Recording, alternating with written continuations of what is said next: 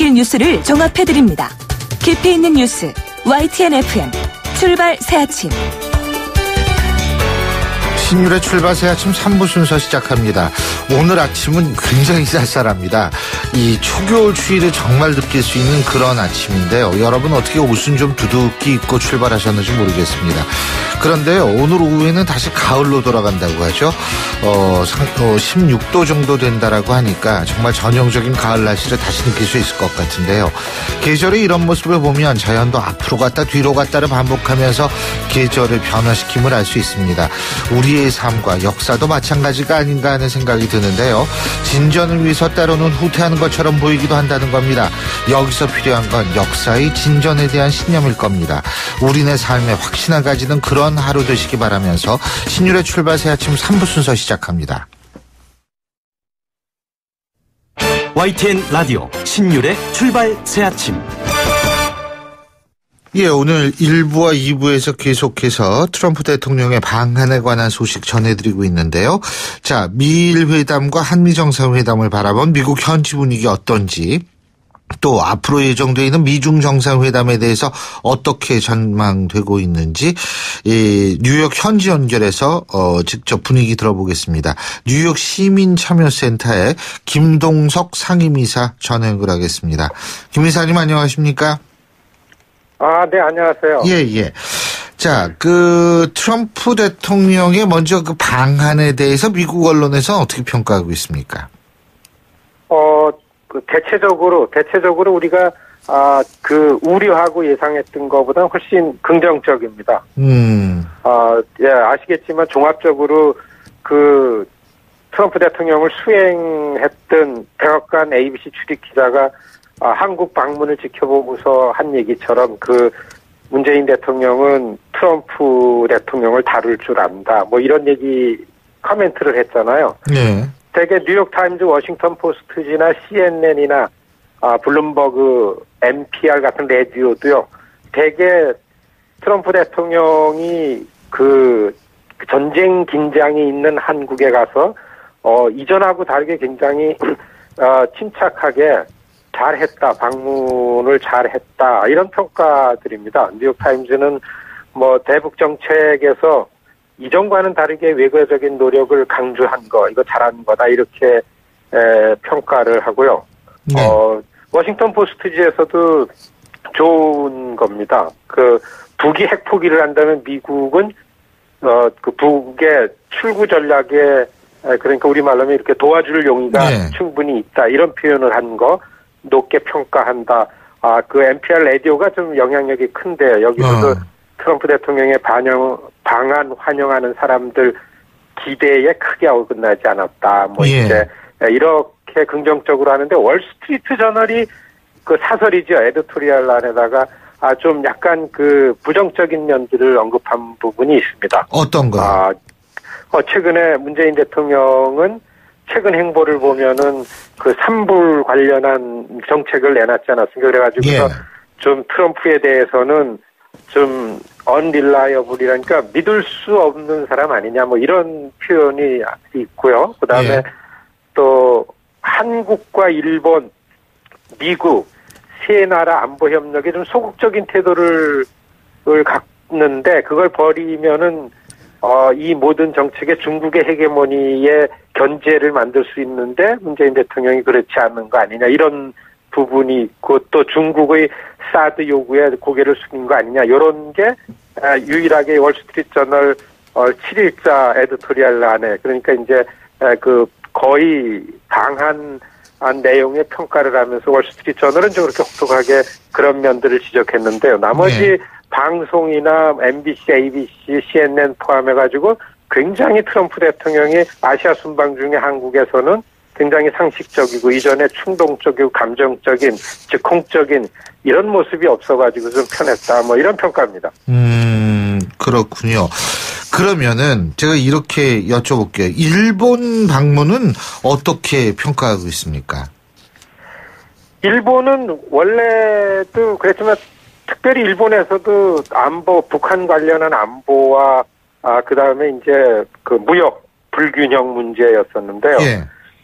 일본은 그렇게까지 해도 미국에 대해서는 미국이 이 큰 과제로 생각하지 않는 나라도 된다 이런 거죠. 그러니까 워싱턴 포스트지에서는 그 기사 제목을 트럼프스 로얄 사이드킥이라고 해서, 그러니까 트럼프가 아무리 충동적이고도 감정적인 기분으로 다 북한에 관해서 막말을 하더라도 아베는 사이드키커다. 옆에서 그냥 뭐든지 잘한다. 우리 동의한다. 그러던 일본 역시 트럼프를 맞이해서 일본 일정을 보면은 일본은 그런 입장과 위치다. 그런 기사고요. 그다음에 뭐 로이터 통신 같은 데서는 브라더 로망스라는 이런 합친 용어를 쓸 정도로 브로맹스 관계 아니냐 뭐 이러면서 그 일본이 아베 트럼프랑 같이 그 외교한 것들에 관해서는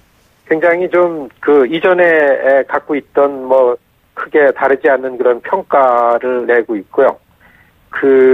그렇게 보고서 여하튼 일본과 미국은 대북한 문제에 있어서는 조금 더 차이가 없는 정책이다. 이런 것들이 이제 미디어의 일본 방문에 관련한 한 목소리에 나오는 내용입니다. 네. 일본은 트럼프 대통령의 방일 때 상당히 트럼프 대통령이 좋아하는 것만 이제 골라서 저걸 하지 않았습니까? 그죠?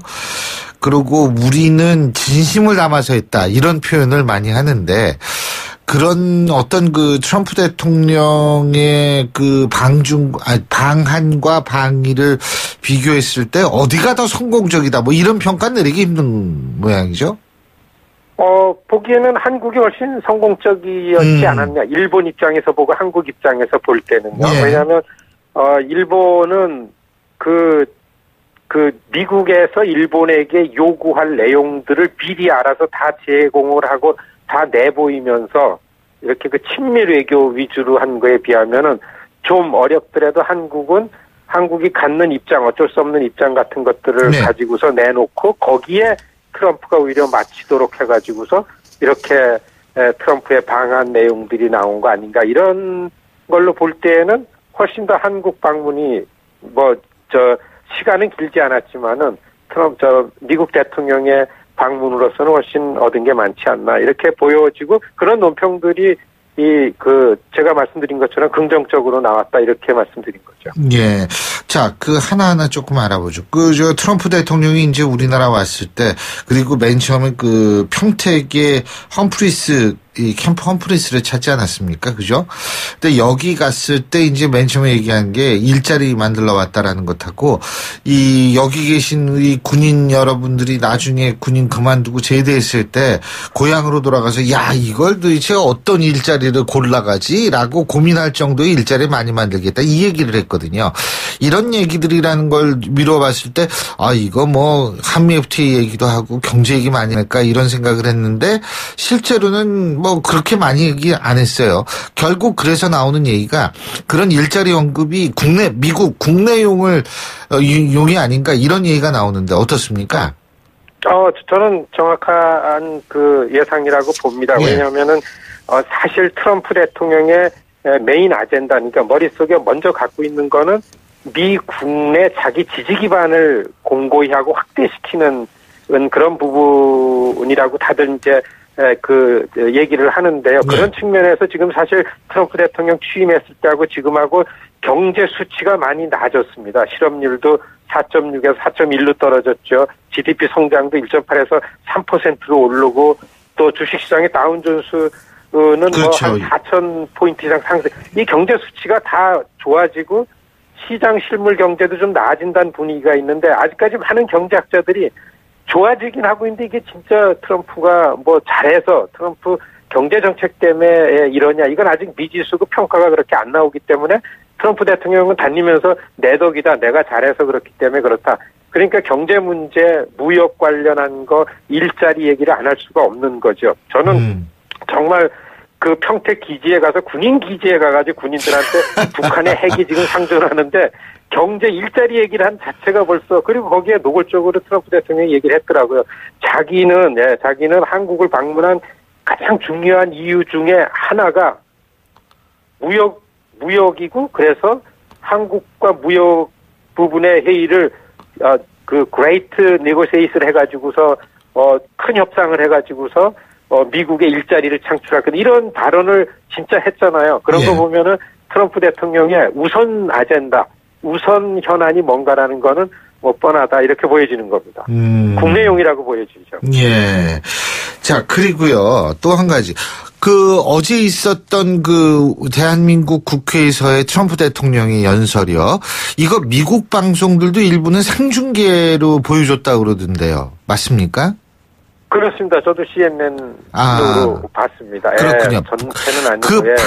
어제 국회 연설하고요. 그저께 있었던 청와대에 있어서 한미 정상회담의 직후에서 트럼프 대통령이 발언했던 것.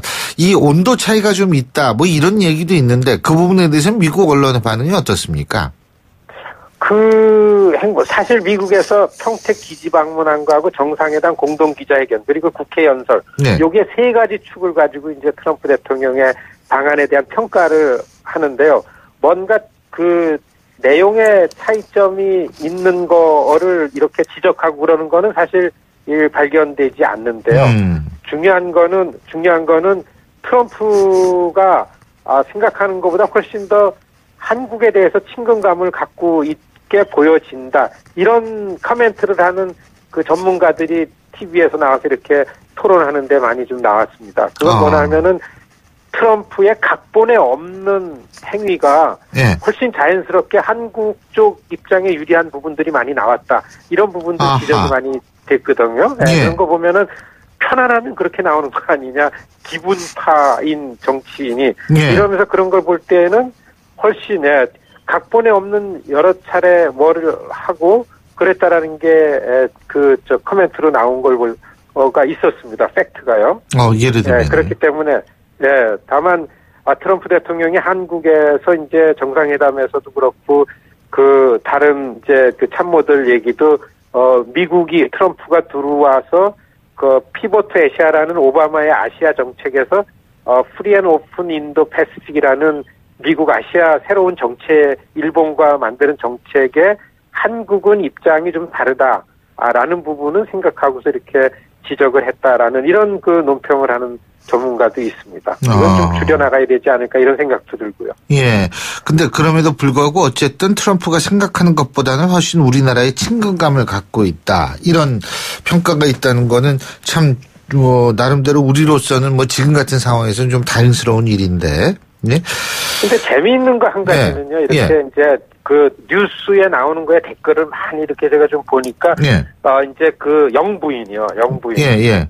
한국에서 비춰지는 트럼프 대통령 영부인이 여태까지 취임한 것 중에서 웃는 모습이 가장 환하게 웃는 모습이라는 의견들이 좀 있더라고서요.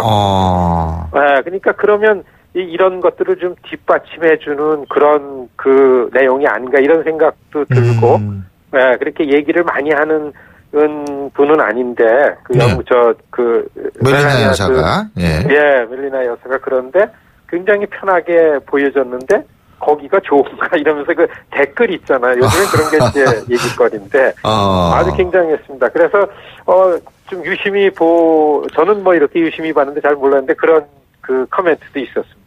어쨌든 그거는 아주 다행스럽고 사실 외교도 사람이 하는 거라서 이게 좀 그런 분위기가 상당히 중요한 역할을 거 아니겠습니까? 자, 지금 트럼프 대통령 중국에 가 있습니다. 지금 미국 언론이 생각할 때, 미국 현지에서 생각할 때 중국의 방중, 사실 이게 이번 아시아 순방의 하이라이트라는 분석도 많거든요. 어떻게 예상하고 있습니까? 그렇죠. 많은 미국 언론들이 이제 시진핑 권력이 이제 한 5년 더 이제 공고하게 돼서 시작되는 시점, 앞으로 미국과 중국의 관계의 시작점이 아닌가 이렇게 전망하면서 이제 많이 지금 주목을 하고 있고요. 사실 지난 4월 달에 시진핑 트럼프 이 플로리다에 마라라고 정상회담 때는 합의된 게 없어가지고 사실 공동 성명, 공동 발표도 못하고 그냥 갔잖아요. 네. 그런 것들을 이제 설명을 하면서 이 미국과 중국 간의 무역 불균형 문제 같은 것들을 어떻게 풀어나갈 거면 특히 북한 핵 위협에 대한 중국의 책임론 같은 걸 중국이 어느 정도 받아들이고 예, 중국에서 얘기하는 한반도 비핵화협, 예. 북미 간 평화협정 이런 예. 부분들을 미국이 어떻게 새로 할 건가 굉장히 주목하고 있는 사안이라고 봅니다. 알겠습니다. 오늘 말씀 잘 들었습니다. 고맙습니다. 네, 안녕히 계십시오. 예, 지금까지 뉴욕 시민참여센터의 김동석 상임이사였고요. 신율의 출발새 아침 3부 순서 여기서 줄입니다. 잠시 뒤 4부에서 뵙겠습니다. 날카로운 분석, 내일을 보는 시선, 신율의 출발새 아침. 신율의 출발새 아침 4부 순서 먼저 광고 듣고 오겠습니다. 이게 나이가 들어서 그런지요. 요새는 시간이 너무 빨리 가는 것 같아요. 벌써 목요일이네요. 8시 33분 04초 지나고 있는데 목요일 아침 교통 상황 알아봐야겠죠. 김재현 캐스터. 네, 출발새 아침 교통정보입니다. 현재 강북에서 강남으로 가는 길 남산 1호터널 정체가 심하다 싶으실 텐데요. 고장차 여파 때문입니다. 현재 한남이 고가차도 위 1차로에 고장차가 서 있는데요. 그렇다 보니까 뒤쪽으로 남산 1호터널부터 고장차 지점까지 시속 10km 미만으로 정체가 상당히 심하다는 점 참고해서 이동을 하셔야겠고요. 한강을 따라 이동하는 올림픽대로 공항 쪽으로는 한강대교 목간 지점 5차로에서 추돌 사고가 발생을 했는데요. 이 뒤쪽으로 한남대교 이전부터 밀립니다. 그 전으로도 잠실대교에서 영동대교까지는 교통량이 많아서 정체가 되고 있는데요. 이 구간 강변북로도 비슷하게 속도가 떨어집니다. 분당 수서로는 고장차 여파가 이어지고 있습니다. 전 시간 수서 부근 일대 2차로에 고장차가 서 있었는데요. 지금도 현재 처리 작업이 진행 중이기 때문에 복정 이전부터 수서까지 시속 10km 안팎으로 이동을 하고 있고요. 이 구간 지나는데도 대략 15분 정도는 예상하셔야겠습니다. 이 밖에 봉당 과천로는 서수원 나들목에서 월암 나들목 쪽으로 교통량이 늘어나면서 정체가 되고 있습니다. 출발새 아침 교통정보였습니다. YTN 라디오 신율의 출발 새 아침.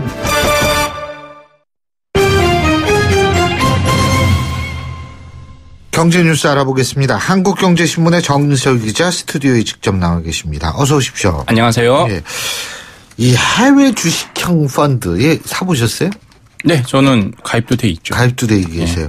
여기에도 요새 돈이 몰린다고 그러는데. 정확히 하면 비과세 해외 주식형 펀드에 돈이 몰린다라는 얘기인데 예. 이 비과세 해외 주식형 펀드에 2달 사이 1조 원 가까운 돈이 몰렸습니다. 금융투자협회 자료를 보면 지난달에만 4,900억 원, 5천억 정도가 모인 거고 9월에도 3,500억, 합해서 한 8,500억 정도가 2달 사이에 모여서 이 비과세 해외 주식 펀드에만 지금 3조 원 가까운 돈이 모였다는 거죠. 근데 이게 정확히 뭐예요? 비과세 해외 주식 펀드. 원래 주식형 펀드라는 거는 주식에 60% 이상 투자를 할 때 주식형 펀드라고 하거든요. 네. 해외 주식형 펀드니까 당연히 해외 상장 주식에 60% 이상 투자한 펀드를 해외 주식형 펀드라고 하고요. 여기에 올 3월에 비과세 혜택을 줬어요. 정부에서. 네. 그래서 그 이후에 나왔던 비과세 해외 주식형 펀드로만 나왔던 상품이 비과세 해외 주식 펀드인데 이게 옛날에 해외 주식형 펀드에도 비과세를 했던 적이 있었어요. 근데 그때는 환율의 급등락에 따라서 매매 차익은 얻었는데 환율 때문에 손실 본 사람이 많거든요. 예.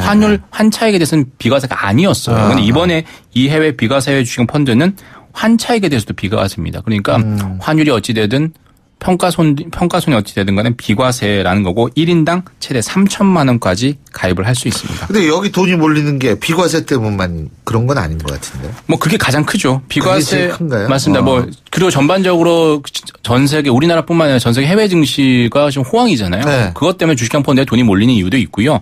더 큰 건 이제 비과세 혜택이 올해 말로 끝이 납니다. 항상 금융상품 앞에 나가면 끝날 때쯤 되면 막차를 타라고 홍보하고요. 그렇죠. 은행, 증권사 절판 마케팅 기승을 부립니다. 지금 똑같아요. 은행, 증권사, 보험사 다 뭐 하면 고객들에게 물어보는 게 혹시 비과세 펀드 드셨어요? 라고 묻습니다. 네. 그래서 들라고 하는 거죠. 왜? 뭐 손해볼 게 없으니까. 그리고 요즘에 금융가에서 이제 가장 잡기 힘든 미인이 무슨 미인이냐면 절세 미인이거든요. 그러니까 와 오늘 그냥 말이 막 되네. 예. 날이 추운 걸 더 할지 모르겠는데 그건 절세 상품이 사라지고 있습니다. 다 기억하실지 모르겠지만 장마, 기억하세요? 장기주택 마련저축 그거 없어졌잖아요. 그리고 세금 우대 상품 이것도 2015년에 없어졌거든요. 갈수록 또 세금 절세 혜택이 줄어들고 있어요. 그 와중에 이 비과세 해외 펀드가 있으니까 마지막 2달 남았으니까 막 가입을 하고 있고 또 돈 있는 분들 어떻게 하느냐. 본인의 자녀 명의로 가입을 해두는 겁니다. 1인당 3천만 원까지니까 이 증여세가 10년간 미성년자 같은 경우는 면제가 되잖아요. 그러니까 2천만 원 정도 넣어주고 자녀에게 0% 증여세율로 이거 상품 가입해 주는 거죠. 근데 이게 원금 보장이 되는지 안 되는지 모르겠어요. 펀딩가 당연히 안 되죠. 안 되죠. 투자 상품은 그러니까 당연히 이게 떨어지면은 그렇죠. 그 증여세 안 내려고 하다가 더 손해를 낼 수도 뭐 있는 그건 거 어쩔 수 아니겠어요? 없지만 그래도 투자는 투자자 책임이고요. 근데 이제 보통 3천만 원 한도니까 3천만 원까지 넣어야 돼 이렇게 생각하는데 그게 아니에요. 10,000원, 10만 원만 가입해도 일단 올해까지만 가입을 하면 향후에 어떻게든 3천만 원까지 넣을 수 있는 거예요. 그래서 지금 가입을 하라고 막 지금 다들 얘기를 하는 건데 그러니까 예를 들어 뭐 10만 원만 넣어놓고 올해까지만 나중에 거기 2,990만 원까지 투자할 수 있는 한도를 얻은 겁니다. 그러니까 그리고 또 뭐 해외 주식형 펀드라는 게 어디가 잘 될지 모르잖아요. 그렇죠. 그래서 중국이 잘 될지 미국이 잘 될지 일본이 잘 될지. 그러니까 그거를 나눠서 뭐 10,000원, 5만 원씩이라도 한 3개, 4개 정도 가입을 해두는 게 뭐 그리 나쁘진 않은 거죠. 그렇죠. 세금 자체를 줄일 수 있으니까요. 비과세 펀드라는 게 중요한 게 우리가 외국에 직접 주식 살 수도 있잖아요. 요새. 그렇습니다. 예. 근데 그 세금 엄청 떼요. 맞습니다. 예. 자, 주춤했던 가계대출이 다시 확 늘었다 그러는데 이건 또 어떻게 된 일입니까? 두 가지로 설명할 수 있을 것 같아요. 예. 추석 효과 플러스 풍선 효과인데 일단 파리 부동산 대책 때문에 주택담보대출은 좀 뭐 증가 속도가 완만하게 속도가 좀 둔화됐는데 예. 신용대출 같은 게 많이 늘었다는 거죠. 마이너스 통장이나 뭐 예적금 담보대출, 주식담보대출. 주식이 좋으니까 뭐 주식담보대출도 많이 받다고 하는데 그게 많이 늘어서 10월 중에 보면 그 가계대출 자체가 9월보다 10조 원 이상 늘어나면서 5개월 만에 최대치였다는 겁니다. 그리고 근데 10월에 뭐가 있어요? 추석이 있었잖아요. 그렇죠. 추석 명절 살려면 명절 보너스도 부족하니까 대출을 받은 거 아니냐, 마이너스 통장 받은 거 아니냐, 그리고 여행 많이 가셨잖아요. 예. 거기도 좀 약간 대출이 끼어 있는 거 아니냐. 예. 근데 다만 주택담보대출은 증가세가 좀 둔화되고 있다. 그러니까 주택담보대출 주니까 풍선 효과로 신용대출 쪽으로 몰리는 거 아니냐. 이 추석 효과, 풍선 효과 때문에 전체 가계대출은 다시 늘었다라는 거죠. 예. 그리고 지금 뭐 추석 때 여행 많이들 갔다 이 말씀하셨는데 해외여행객이 매년 최대치 경신하고 있잖아요. 안 보고 쓰는 그렇죠? 기사 중에 하나예요. 이것도 그렇죠. 해외여행 가면 사상 최고, 가계대출 사상 최고. 뭐 항상 안 보고 쓰는 기사예요. 이런 기사들은. 한국에서 출발하는 항공권 가격이 많이 떨어지고 있다 그러죠? 네, 이 사이트를 많이 이용하시네. 여행 가격 비교 사이트 중에 되게 유명한 곳이 스카이스캐너라고 있죠. 네. 여기에서 이제 주요 전 세계 35개국 그 왕복 항공권을 한번 비교를 해봤더니 한국에서 출발하는 왕복 항공권 가격이 지난 3년간 그 하락률, 인하율이 24%로 세 번째로 많이 떨어졌다는 거죠. 많이 인하가 됐다는 거죠. 네. 우리보다 더 많이 인하된 건 페루나 말레이시아 정도 바뀌고요. 주요 선진국 중에는 가장 많이 한국발 왕복 항공권 가격이 가장 많이 떨어졌다는 겁니다. 근데요, 이렇게 가격이 떨어지는 이유가 뭐예요? 일단은 지금은 뭐 유가 다시 오른다고 하잖아요. 예. 제가 계속 며칠째 얘기하던 사우디, 사우디 왕자의 난 이것 때문에 뭐 배럴당 $60를 처음 넘었다고 하는데 근데 그동안은 2012년부터 15년 사이에는 저유가 시대였잖아요. 그렇죠. 뭐 $20, $30까지 떨어졌었잖아요. 그때 항상 비행기 값에 가장 중요한 특히 국제선 유류할증료. 유류할증료가 지금도 0원입니다. 그러니까 항공권 가격 자체에 유류할증료가 들어가 있는데 이거 없으니까 17개월 내리 지금 0원이거든요. 제로거든요. 그러니까 가격이 좀 싸진 요인이 있고 그리고 우리나라만의 또 특이한 건 저비용, 저가 항공사들이 최근에 확 늘었잖아요. 많죠. 솔직히 땡처리 항공권이라고 그러잖아요. 맞습니다. 그거 많아요. 그래서 저가 항공사가 많으니까 괌, 세부 이런 데도 다. 어떤 때는 제주도 가는 게 KTX 값보다 싼 항공권이 나올 때도 있어요. 그럴 때 저한테 연락 주십시오. 교수님. 저도. 이제 그런 게 있고 그다음에 이제 예전에 해외여행하면 이 원칙이 있었습니다. 일본 사람들이 확 휩쓸고 가면 그다음 한국 사람 가고 그다음 중국 사람 가고 이랬거든요. 근데 요즘에는 한국 사람들이 더 퍼스트 무버가 되고 있다는 거예요. 특히나 뭐 여행 관련 프로그램들 많잖아요. 그거 한번 나오고 나면 그렇죠. 거기 확 몰리면 예를 들면 라오스 맞습니다. 뭐 이러면 되는데 그 다음 날이나 이런데 갑자기 막 그 갑자기 또 전용선이 생긴다는 거예요. 그렇죠. 그러면서 가격이 좀 떨어지는 그런 세 가지 진입 장벽 효과도까지 해서 한 세 가지 요인 때문에 한국발 항공권 가격이 좀 떨어졌다 이렇게 볼 수 있을 것 같습니다. 트위터 많이 하시죠? 네. 예. 그 트위터 하면은 140자밖에 못 쓰잖아요. 맞습니다. 근데 이 최대 글자 수 140자에서 280자로 늘린다고 그러죠. 이거는 좀 필요해요. 사실. 맞습니다. 근데 140자는 사실 과학에서 나온 숫자였는데 트위터가 만약 처음에 할 때 140자면 충분히 얘기를 할 수 있는 잘못하면 거두절미밖에 안 돼요. 예. 몇 번 여러 번 하는 거죠. 예. 사실 말 길게 하는 것보다 압축적으로 하는 것에서 140자였는데 예. 이게 너무 적다는 거죠. 말하다 보니까. 그러니까 이제 트위터가 사실 페이스북에 요즘 많이 밀리잖아요. 글쎄요. 그나마 것 같아요. 트럼프 대통령 때문에 트위터가 많이 모든 기자들이 트위터 보고 있거든요. 지금 전 세계 모든 기자들이 하도 트위터를 날려고 그렇죠. 있으니까 이번에 한국에 와서도 뭐 15번 날렸다고 하나요? 그런데 이게 페이스북에 계속 밀리니까 이 140자 제한 때문에 그렇다라고 이걸 2배로 늘린 겁니다. 280자로. 그런데 한중일은 예외예요. 왜냐하면 영어는 한 단어가 뭐 몇 개씩 있는데 한국은 딱 초성, 중성, 종성 한자 그렇죠. 문화권이니까 140점 충분하다는 거고 이제 영어 문화권 다른 알파벳 문화권은 280자로 늘리는데 과연 이 늘린다고 페이스북을 따라잡겠느냐? 퀘스천 마크라는 거죠. 오히려 다른 콘텐츠가 좋아야 되고 서비스 질 자체가 좋아져야 된다 이런 지적도 있습니다. 예. 어쨌든 지금 트럼프 대통령 중국 가서도 트위터 하려고 장비까지 갖고 왔다는 거 아니에요? 중국은 트위터 안 되지 않습니까? 그렇죠. 이번에 뭐 열었다는 얘기를 하던데요? 아니요. 근데 그 장비를 또 자기네가 갖고 왔대요. 마지막으로 정부가 국민연금 같은 연기금을 통해서 코스닥 활성화에 나간다 이 얘기 해보죠. 맞습니다. 코스닥 전체에서 코스피 같은 경우는 전체에서 10에서 15% 정도가 국민연금을 비롯한 연기금의 비중인데 코스닥은 2%밖에 안 돼요. 연기금 비중이. 그러니까 그만큼 뭐 덜 투자는 왜냐면 위험하니까. 근데 이걸 10%로 늘린다는 게 지금 현재 기획재정부와 금융위원회의 방침이라고 하는데 약간의 어떤 뭐 투자 위험 노후의 안전판인데 그게 혹시 그렇게 될 수 있는 그런 위험성이 있어서 앞으로 좀 봐야 될 것 같습니다. 예, 오늘 말씀 잘 들었습니다. 고맙습니다. 감사합니다. 예, 지금까지 한국경제신문의 정인설 기자였습니다.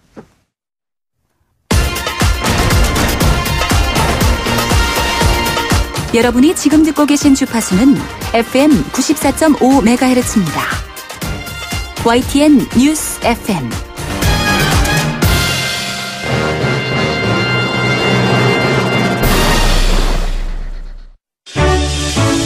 역사의 시선으로 뉴스를 읽어봅니다.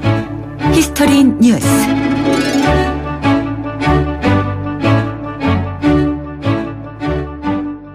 저희가 오늘 1, 2, 3부를 통해서 도널드 트럼프 미국 대통령이 우리나라 방문에 대해서 계속 저희가 얘기를 해봤습니다. 그래서 오늘 히스토리 뉴스에서는 역대 미국 대통령들의 방한 에피소드에 관해서 한번 얘기 나눠보겠습니다. 역사학자 전우영 교수님 스튜디오에 나와 계십니다. 어서 오십시오. 네, 안녕하세요. 우리나라 방문했던 미국 대통령들 많죠. 다 한 번씩 온 거 아니에요? 아닌가? 6.25 전쟁 끝나고 아이젠하워가 처음 이제 방문한 대통령이고요. 케네디가 일찍 암살당해서 못 왔죠. 그리고는 이제 그 해방 이후, 그러니까 한국 정부 수립 이후에는 다 왔던 것 같습니다. 그죠.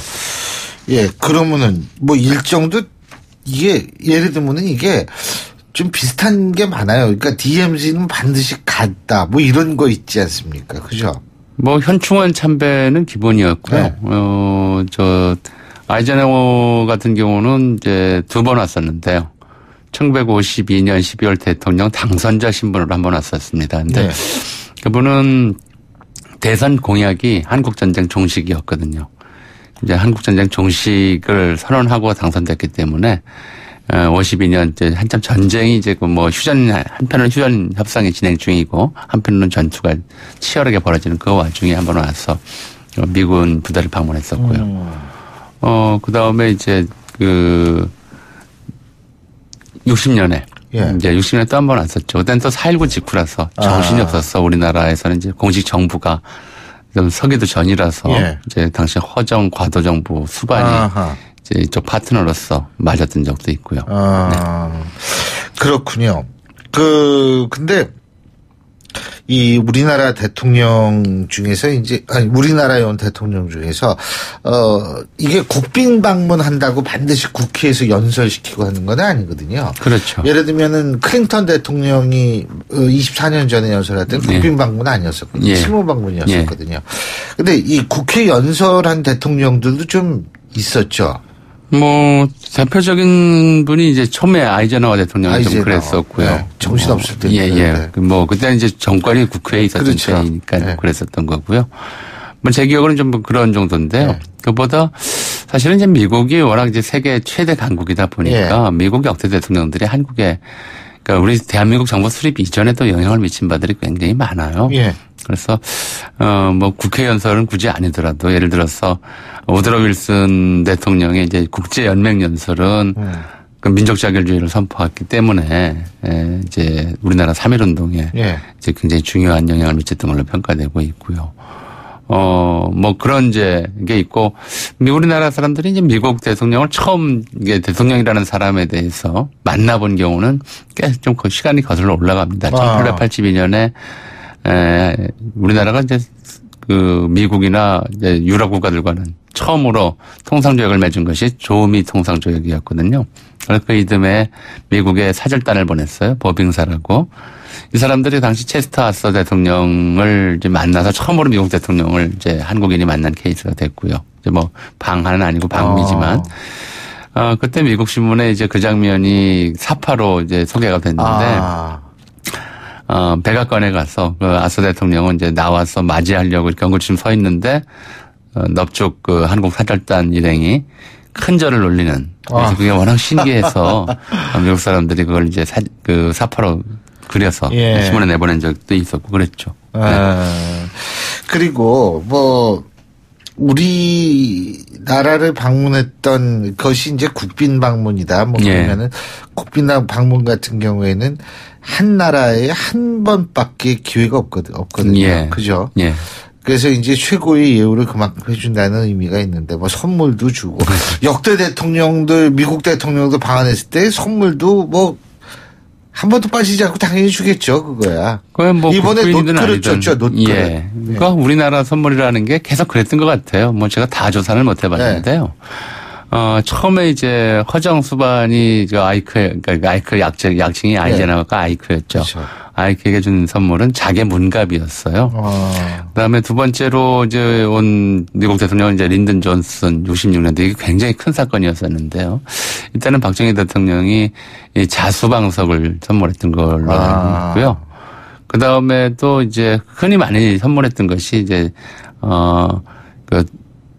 나전칠기 아니면 자수제품 아니면 지금 이제 놋그릇과 놋그릇이라고 그러시죠. 그러니까 우리 전통 공예품들이 주로 이제 선물용으로